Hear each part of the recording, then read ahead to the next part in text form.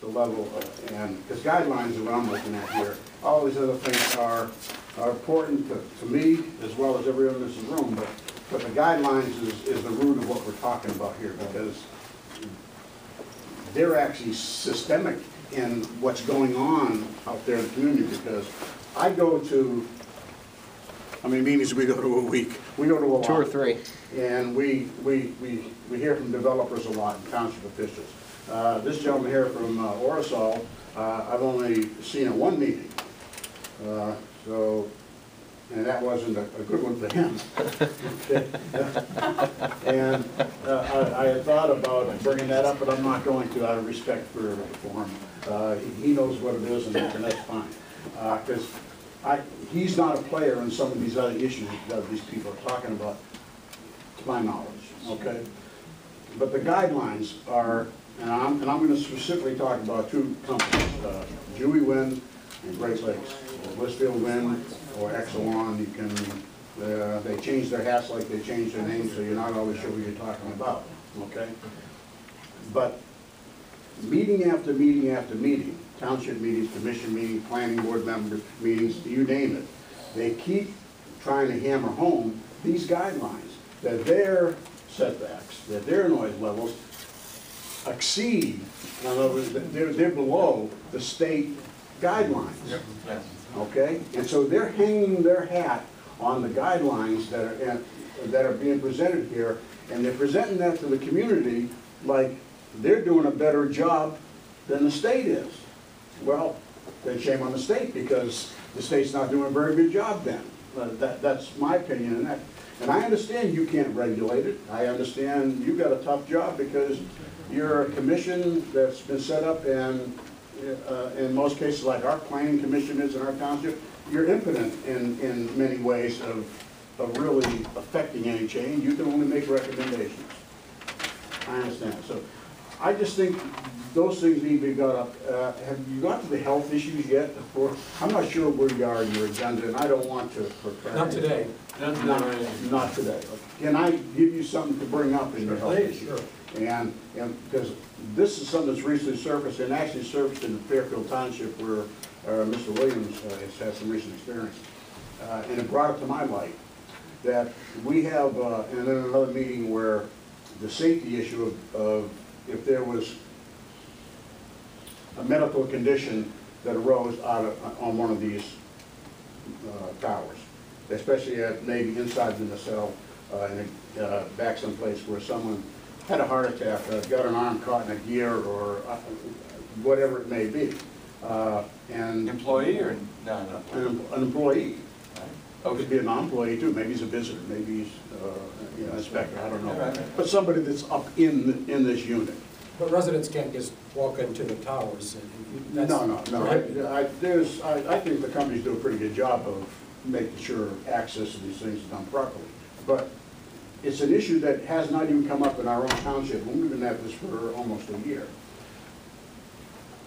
If that person has to be rescued, and the last time it came up was in Palmyra Township, and the answer was by Exelon. Well, we have about 10 people that are working on the project at all times in the wind farm. I'm going to call it wind conversion, industrial wind conversion facility, for lack of better terms. That they are trained in some form to handle this emergency, and the local fire department should just park its unit there and stand by while they effect this rescue. Now, I'm 40 years retired out of the construction business. I'm very familiar with confined space rescue and technique and all that, and what it involves in that. And if you get caught in one of those nacelles and you have an incident where maybe fall, break your back, or get your arm caught in gear, I don't know what it may be, but you have to be extracted. I wouldn't want to be a local fire department sitting down there on the ground while 10 guys from who knows where say, it's okay, we're going to handle it. And even if they did have the ability to go up into a 300-foot high, I'm not sure how high the highest nacelle may be on a 500-foot turbine, but probably someplace in that range. How do you do that? So you put the burden on the local fire department, who has to do trained confined space rescue training, or That's not enough though, because in order to have the equipment and all the means you need to do that confined space rescue, you have to expend a large amount of money and resources, both in equipment and training. And a volunteer fire department in our township doesn't have the budget to do that, and I suspect that most of the townships that I'm talking about here don't have that. And Do you consider that a large health issue, or one that might occur? well, how much, I don't know, I mean, When it happens- I don't think it's something's gonna happen a lot, but how many times does it have to happen? You're concerned before- about using community resources for those kinds of Right, events? well, I'm skeptical whether, for instance, Mr. Williams and Orosol Company, is, people who are there on the ground, he may be able to speak to that, are adequately trained and equipped to do that type of rescue. I'm trying to think of other industries that might be in the same thing. It's tall electrical towers, silos, and things like that. I mean, these are specialized accidents. Do you know how your communities address these other issues? They can't. That's the point. We can't. We can't. So if I'm in a Exelon Wind says, for instance, if one catches on fire, the local fire department says, well, what do? Exelon says, let it burn. You basically have a giant Roman candle, and you watch the 200 gallons or plus Well, oil. my corn silo catches on fire. What do they say? Well, a corn silo isn't 300 feet in the air. No, I understand, but I mean, I think No. there's a lot of complex No, I industrial understand. equipment in a I rural understand, area associated with farming But operations. those are things that exist. Those are the things that are already here. Those are the things that now are there. These things are coming, and so we have the opportunity now to address your question. What do you do? And that's what I'm asking. What do we do? I don't want to be the local fire department. I don't want to be the local township supervisor who says, well, you know, those guys over there with the hard hat and the apron on, they're going to take care of it, and the guy's dead on arrival. So is there? It's a good question, and I'll consult with our operations and maintenance guys, and next meeting I'll come with some information. So let me just see if I can reword. Is there local capacity to address special industrial accidents that may occur? Is it right? Is that what we're talking about? Well, are you asking me the question? I can't answer that question because it depends. Is that your interest? I mean, is that I'm your trying to understand what you're. Let's take the city of Lansing, which is, I mean, we're the capital of the state here, right? I doubt that you have many units here, fire units, rescue units, that are capable of performing a confined space rescue in a 300-foot tall school bus.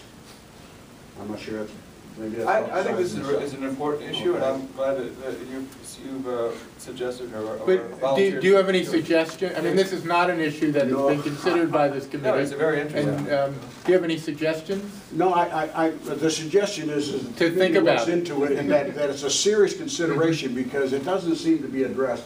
And I'm related to a fireman. I think someone here was a fireman.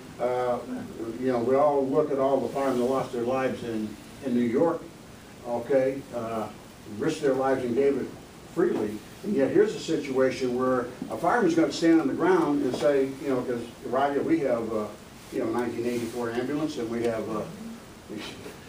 you know, a heavy rescue unit that we might have some ropes that are 150 feet long. You know, I can, I think that's a reasonable we'll point. discuss this at the next meeting Okay. after Cliff gets some more input. and I'm not going to go any further. No, thank I you. don't know that Thank you it'll for be that. in That's the good. guidelines, but at least we're going to But the discuss it. guidelines are it. All these people here are here because a lot of the manufacturers, a lot of the developers and the townships, our township's one of them, they were pre-leased long before it was exposed. And Well, keep in mind, what we do in terms of guidelines in this committee will not be defined guidelines. You guys will have a chance to offer some specific written comments on what's in the guidelines. so you know, the developers, and I'm not going to speak to Mr. Williams because I don't have any experience with his company, but the two I do have experience with are using your guidelines right now in public meetings to defend That's a good point. the setbacks and the threat of exclusionary zoning and litigation. It's what's come out of this committee that's generating that. I just want to say, I'm going to give 1 minute. I just want to say, I'd be happy to help in Riga or Ogden or Fairfield. I'd be happy to help out with, you know, developing your zoning. I've Well, looked at a lot of we're quite a ways along. I know you guys probably don't want me, No, but thanks. what, you know, No, I'm just offering you. I understand, thank you. We have to give up the room at 3:30, somebody else is coming. I'm not completely Here's biased. So your punch you forgot earlier? I think? Yeah, I'm assuming that the reason we put industrial projects in an industrial zoned area is because of the inherent risks health-wise. Let's bring it to the health, okay? I'm not really sure, but I'm guessing that's why that's it. If this is an industrial facility, why aren't these going into industrial areas? And why can't we use these guidelines to put these in industrial areas? Because they are industrial. I can answer that. Okay.